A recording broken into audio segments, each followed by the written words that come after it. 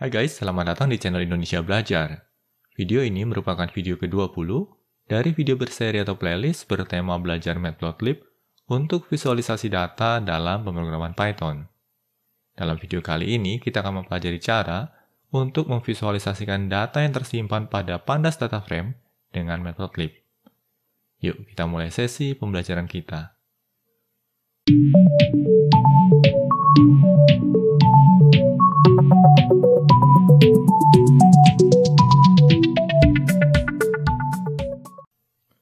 Oh ya guys, sekadar mengingatkan bagi kalian yang belum subscribe di channel Indonesia Belajar ini, pastikan kalian untuk subscribe dan aktifkan juga tombol loncengnya.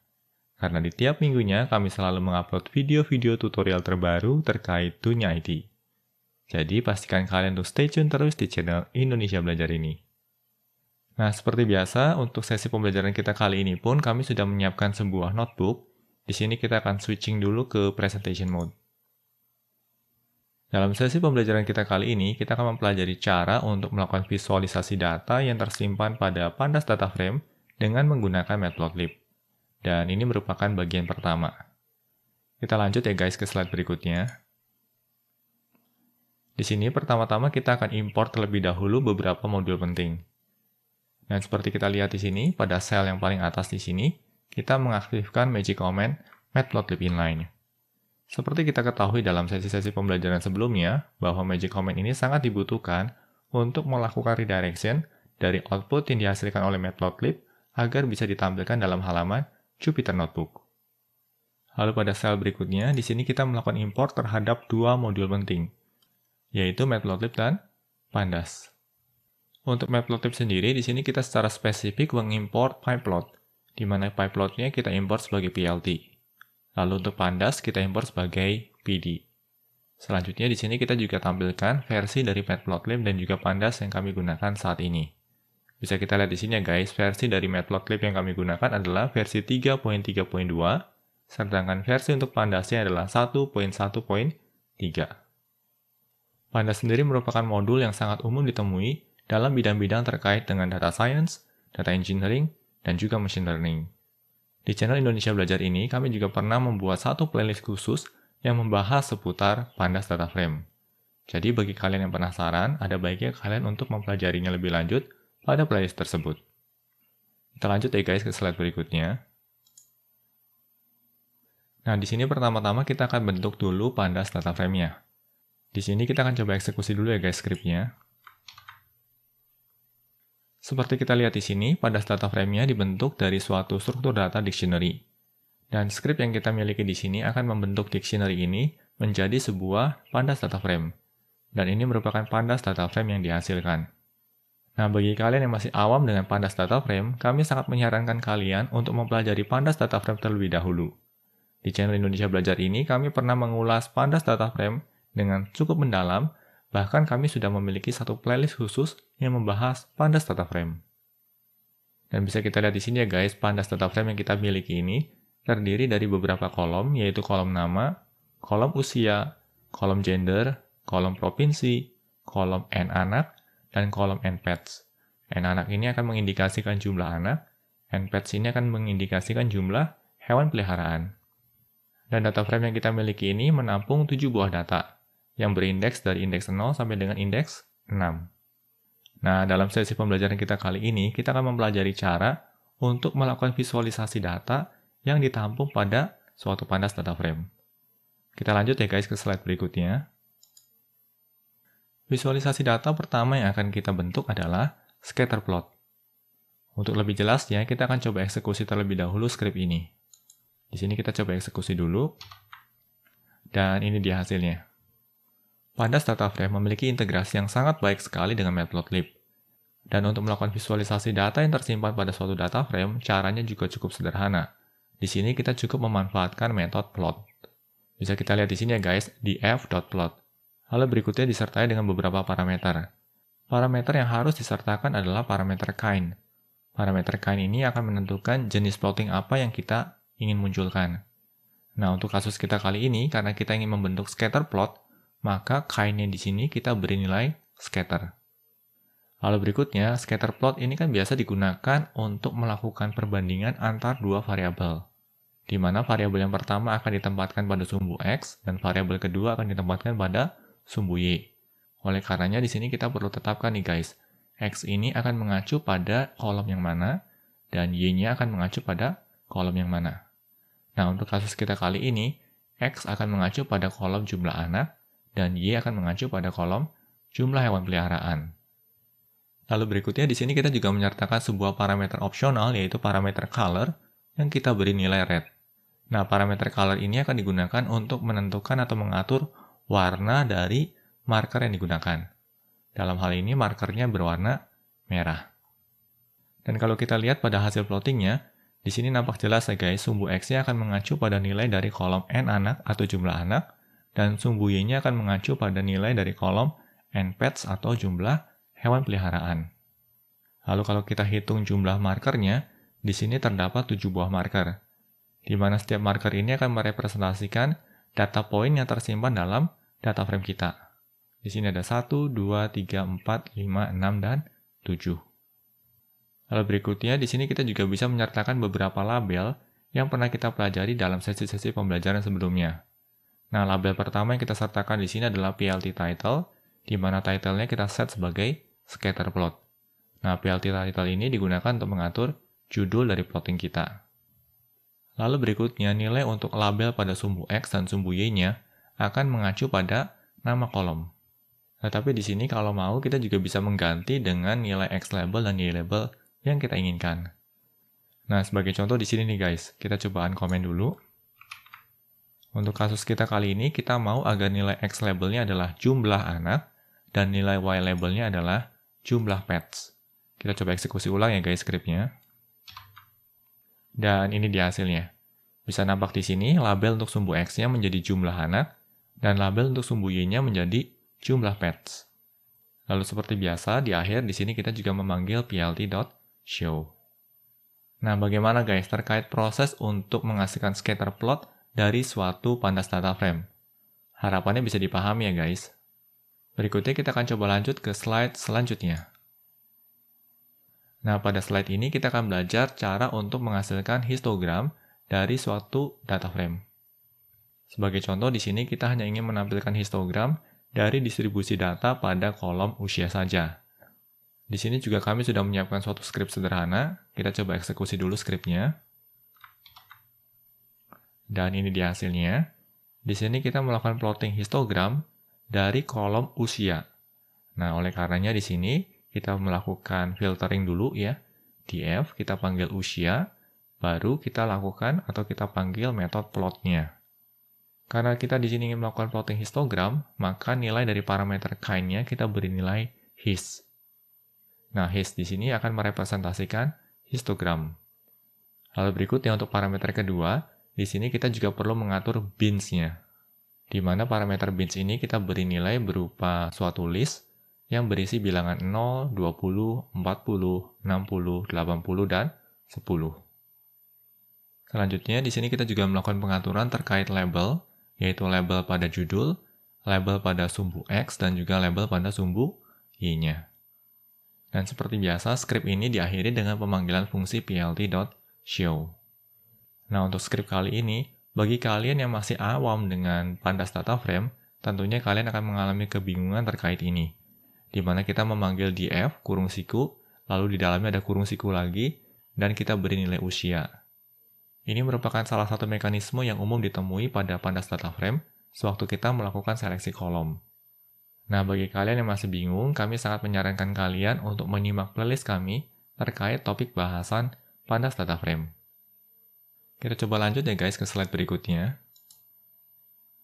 Nah, pada slide ini kita akan belajar cara untuk melakukan plotting line plot dari data yang tersimpan pada data frame kita. Di sini kita juga sudah menyiapkan suatu script ya. Kita coba eksekusi dulu scriptnya di sini. Dan ini dia hasilnya. Di sini alurnya masih sama, di mana ketika kita ingin melakukan plotting dari suatu data frame, pertama-tama di sini kita perlu memanggil data frame-nya terlebih dahulu, lalu diikuti dengan dot plot. Nah, untuk kasus kita kali ini, karena kita ingin menghasilkan suatu line plot, maka parameter kind-nya kita beri nilai line. Lalu berikutnya di sini kita tinggal tetapkan kolom mana saja yang mau kita gunakan sebagai acuan untuk sumbu X dan sumbu Y-nya.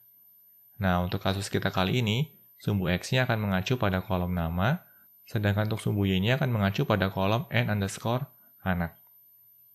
Di sini kita juga menyertakan parameter opsional, yaitu parameter color, yang kita beri nilai green. Dan bisa kita lihat di sini ya guys, di sini terbentuk suatu line plot, di mana garisnya memiliki warna hijau. Dan kalau kita cermati lebih lanjut ya, di sini untuk sumbu X-nya, ini mengacu pada kolom nama, sedangkan sumbu Y-nya akan mengacu pada nilai dari kolom n_anak. Nah, di sini kita juga melakukan pengaturan terhadap beberapa label. Label pertama yang kita atur adalah label terkait judul, di mana judulnya kita beri nilai line plot. Lalu berikutnya, label kedua yang kita atur adalah label untuk sumbu Y, di mana sumbu Y-nya adalah jumlah. Nah, sebenarnya di sini untuk memperjelas plotting kita, ada baiknya Y labelnya bukan jumlah, tetapi jumlah anak. Di sini kita perbaiki dulu ya guys. Lalu kita coba eksekusi ulang. Dan ini dia hasilnya. Sumbu X-nya adalah nama dan sumbu Y-nya adalah jumlah anak. Nah, bagaimana guys terkait mekanisme untuk melakukan plotting line plot sederhana? Harapannya bisa dipahami ya. Selanjutnya kita akan gali lebih lanjut terkait line plot ini. Semisal di sini kita butuh untuk melakukan plotting multiple line plot, di mana line plot yang pertama akan mengacu pada jumlah anak, sedangkan line plot yang kedua akan mengacu pada jumlah pets. Pada script yang kita miliki di sini, kita melakukan pemanggilan dfplot-nya 2 kali, di mana pada dfplot yang pertama kita memanggil X-nya nama dan Y-nya jumlah anak. Sedangkan pada dfplot yang kedua kita memanggil X-nya adalah nama dan Y-nya adalah npets. Kita coba eksekusi ya guys script-nya di sini. Kita scroll down, dan ini dia hasilnya. Nah, hasil seperti ini bukanlah hasil yang kita inginkan. Karena yang kita inginkan adalah kedua line plot ini berada atau digambarkan pada satu akses yang sama. Sedangkan hasilnya di sini, kita memang menghasilkan 2 buah line plot, tetapi kedua line plot ini diplotting pada 2 akses yang berbeda. Nah, pertanyaan berikutnya adalah bagaimana caranya untuk dapat melakukan multiple line plot, tetapi line plots-nya tersebut digambarkan dalam satu akses yang sama. Kita coba lihat ya guys script berikutnya. Nah, di sini kita coba eksekusi dulu script-nya. Kita scroll down lagi, dan ini dia hasilnya. Pada script yang ini, bisa kita lihat ya guys, kita memiliki 2 buah line plot, dan kedua line plot ini diplotting dalam satu akses atau satu area gambar yang sama. Ketika kita ingin melakukan plotting pada satu area gambar yang sama atau satu akses yang sama, caranya di sini kita perlu memanggil plt.gca. Nah, pemanggilan fungsi plt.gca ini akan mengembalikan objek akses. GCA ini merupakan kependekan dari getCurrentAccess. Dan bisa kita lihat di sini, objek aksesnya kita tampung ke dalam suatu variabel, yaitu variabel AX. Lalu selanjutnya, sewaktu kita melakukan plotting dari suatu data frame, kita perlu menyertakan parameter opsional, yaitu parameter AX. Dan parameter AX ini akan kita beri nilai berupa objek yang baru saja kita tangkap dari pemanggilan fungsi plt.gca. Oleh karenanya di sini kita beri nilai AX sama dengan AX. Lalu karena kedua line plot ini ingin kita plotting pada akses yang sama, maka objek akses yang sama juga kita inputkan sebagai nilai dari parameter AX pada pemanggilan dfplot yang kedua. Nah, ini merupakan mekanisme sederhana yang bisa kita lakukan untuk menginstruksikan agar kedua line plot ini digambarkan atau diplotkan pada area gambar atau akses yang sama. Nah, bagaimana guys sampai dengan topik multiple line plots? Harapannya bisa dipahami ya. Kita coba lanjut ke slide berikutnya. Pada slide ini kita akan mempelajari cara untuk melakukan bar plot pada data yang disimpan dalam suatu data frame. Di sini kita coba eksekusi dulu ya guys script-nya. Nah, ini di hasil plottingnya, kita akan coba pelajari terkait dengan script-nya. Di sini karena kita ingin menghasilkan suatu bar plot, maka sewaktu kita memanggil df.plot, parameter kind-nya kita beri nilai bar. Lalu berikutnya di sini kita menetapkan bahwa sumbu X-nya akan berkorelasi dengan kolom nama, sedangkan sumbu Y-nya akan berkorelasi dengan kolom usia. Nah, ini sumbu X-nya, di mana nilainya akan berkorelasi dengan kolom nama, sedangkan ini sumbu Y-nya, di mana nilainya akan berkorelasi dengan kolom usia.